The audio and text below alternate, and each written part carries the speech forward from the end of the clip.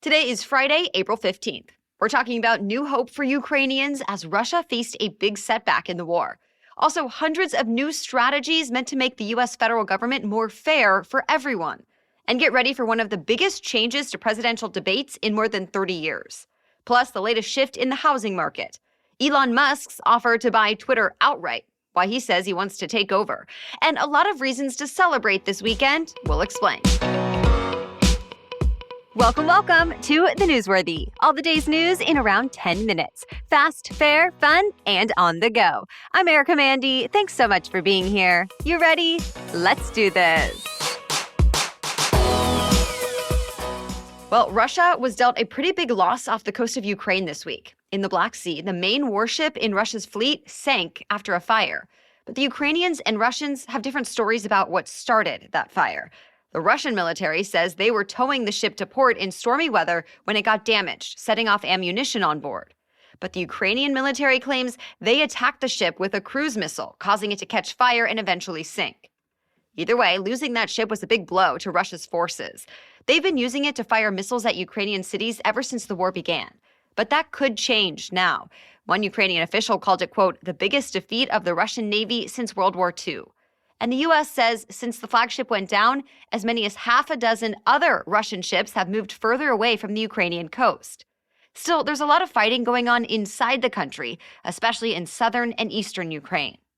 And there's even more concern a nuclear attack could be coming, and not just in Ukraine. America's CIA director spoke about it, saying no one should take the nuclear threat lightly, given how desperate he says Russia is getting in the face of fresh setbacks. One top Russian official seemed to make a specific threat yesterday in response to news out of Europe. Finland and Sweden's leaders said they would decide in the next few weeks about joining NATO. Well, the Russian official says if that happens, the Russians would send nuclear weapons and hypersonic missiles into the heart of Europe. But some European officials brushed off that warning, saying, quote, Russia threatens, it's nothing new. To be continued. Back in the U.S., a devastating wildfire is growing in New Mexico. So far, it's burned about 9 square miles in the Sierra Blanca mountain range. Sadly, at least 2 people have died in this fire. Hundreds of homes have been burned, and thousands of people have been ordered to evacuate. Authorities say this all started when strong winds knocked down a power line. As of this morning, the fire is 0% contained. Firefighters say they've had a tough time getting a hold of it because it's exceptionally windy and dry out there. And that's not the only large fire burning in that part of the country right now. Firefighters are also dealing with more fires there in New Mexico, as well as a few in Texas, Colorado, and Oklahoma. The federal government is promising to tackle inequality across the board. More than 90 federal agencies released their equity action plans this week. On his first day in office, President Biden had ordered them to prepare these plans, making him the first president to issue such an order. And now they're ready. The Justice Department says it's going to help non-English speakers report crimes. The Energy Department is helping low-income households access programs to weatherize their homes and save energy. The Commerce Department promised to spend about $50 billion on broadband in rural and tribal communities. The Interior Department will give technical assistance to Native American tribes to help them apply for grants. And those are just a few examples. All in all, the plans outline more than 300 strategies and commitments. The White House says they're meant to help everyone thrive, including communities that are lower income, tribal, rural, people of color, those who are LGBTQ, people with disabilities, and more. The next set of presidential candidates might not be in for the same kind of debates that we're used to seeing. The Republican National Committee has taken issue with what's at least supposed to be a nonpartisan commission that's been in charge of presidential debates since the 1980s. And yesterday, the RNC voted unanimously to withdraw from the Commission on Presidential Debates, or CPD. Now, that means any GOP presidential candidates will have to promise in writing to only appear at party-sanctioned debates not hosted by the CPD. The RNC accuses the commission of being biased in favor of Democrats, and they've demanded changes that would have impacted the timing of the debates and who could be chosen as a moderator. While the RNC chairwoman said the commission refused to budge. The CPD itself did not comment on this latest move, but in the past, the panel has insisted it always acts based on, quote, fairness, neutrality, and a firm commitment to help the American public learn about the candidates and the issues. Now, it's not clear exactly how debates will work from here on out. It's possible things go back to the way they were before the commission was formed more than 30 years ago. Back then, the two parties, or political campaigns, negotiated directly and agreed on terms. Stay tuned. Pfizer just released new data about how a third COVID-19 shot works on kids ages 5 to 11. It shows the booster dose raised kids' antibodies against the Omicron variant of COVID-19 by 36 times. 140 kids were given a third kid-sized dose of the vaccine 6 months after their second shot, and 1 month after that, they saw a big antibody boost. Now, the company says it plans to ask the FDA to authorize a booster for this age group in the coming days. Then it will be up to the FDA to decide whether it's actually safe and whether Pfizer's data really holds up. In the meantime, remember, booster doses are already authorized for people 12 and older. We have much more news still coming up, but first, let's take a moment for our sponsor. We can give you the news you need every day, but when it comes to hiring for your business, you need a platform that's just as powerful in delivering quality candidates for your search. And that is Indeed. Indeed partners with you on every step of the hiring process.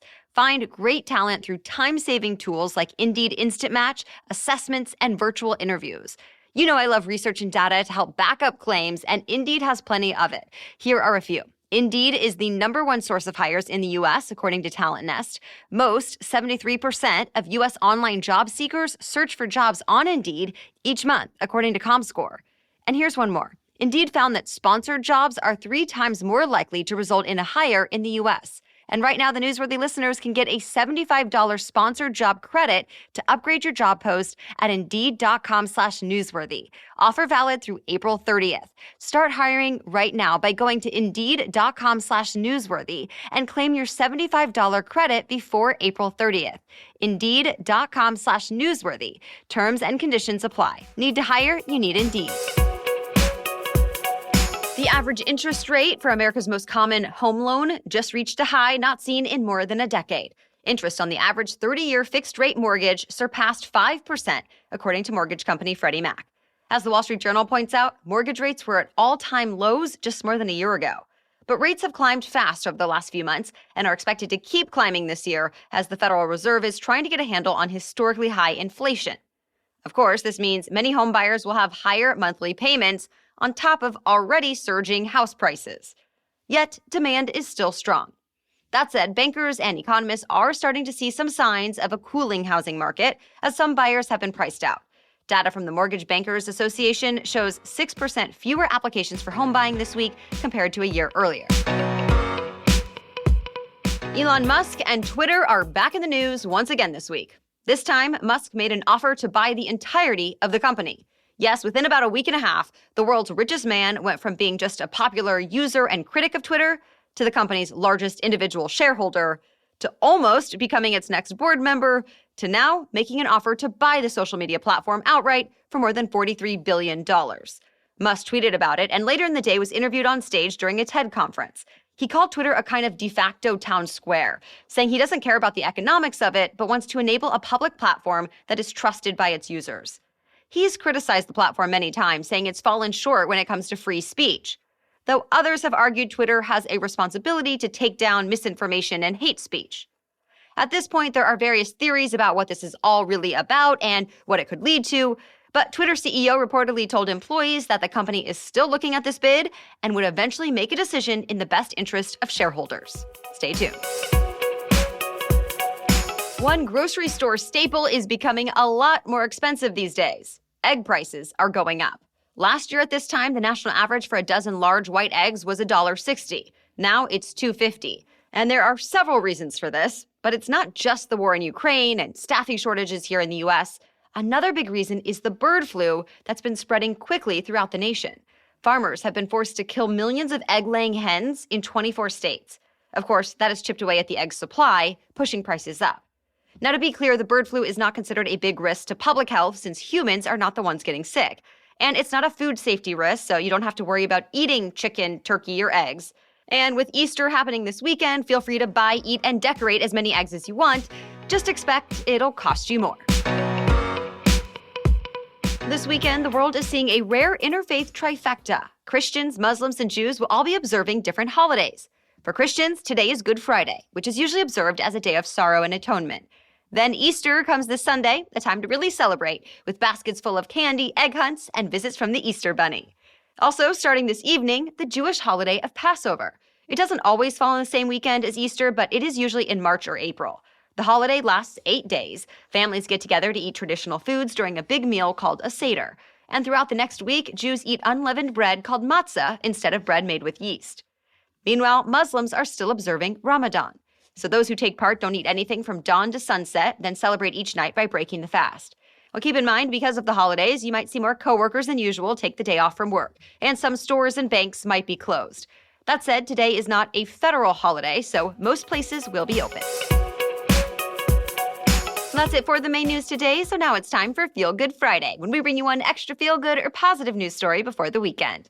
But first, a message from our sponsor. Okay, parents, if you have an active baby or toddler like I do, then you know that means they're not just active at playtime, they're also active on the changing table, which is not so fun for us parents. That's just one of the reasons I am loving Pampers Cruisers 360 Fit diapers. Cruisers 360 Fit allows me to avoid trying to secure the diaper tape between kicks, and instead it's quick and easy to just pull them on my little wiggly one. Then it's super easy to remove them in seconds with easy tear sides. And the 360 gap-free fit is great for playtime as well. I love that it stretches around my baby's waist so there's no gapping, leaking, or falling off. Instead, my baby is free to play, feeling comfortable and dry. In fact, to keep baby skin healthy, Cruisers 360 Fit locks wetness away from skin for up to 12 hours. It lets us all sleep through the night, and little rashes here and there that we used to notice are not happening anymore. So buy in-store, look for the Pampers Cruisers 360 Fit, and download the Pampers Club app today to start earning rewards with every diapers and wipes purchase. Now back to Feel Good Friday. An Iowa woman was able to get her dad the perfect gift that represents his lifelong passion, firefighting. And she did it with the help of strangers all over the country. Allison Maroy wanted an extra special birthday present for her dad this year since he just retired from the Des Moines Fire Department after 38 years. So she went to TikTok. Maroy said she wanted to get her dad t-shirts from fire departments in all 50 states, and the response was overwhelming. Since she put the call out on TikTok back in February, her video has been viewed hundreds of thousands of times. And like Maroy wanted, she got sent t-shirts from all 50 states and then some. Some shirts have come with notes from firefighters introducing themselves, telling stories about their departments, and wishing her dad a happy birthday. Now Maroy says she's going to turn the shirts into a big quilt, and she plans to have it ready for her dad's birthday this summer. All right, we'll be back tomorrow with our special edition Saturday episode all about spring cleaning, how to make housekeeping less overwhelming this spring or any time of the year. Then join us again Monday for your next news roundup. For now, thank you so much for listening and have a great holiday weekend.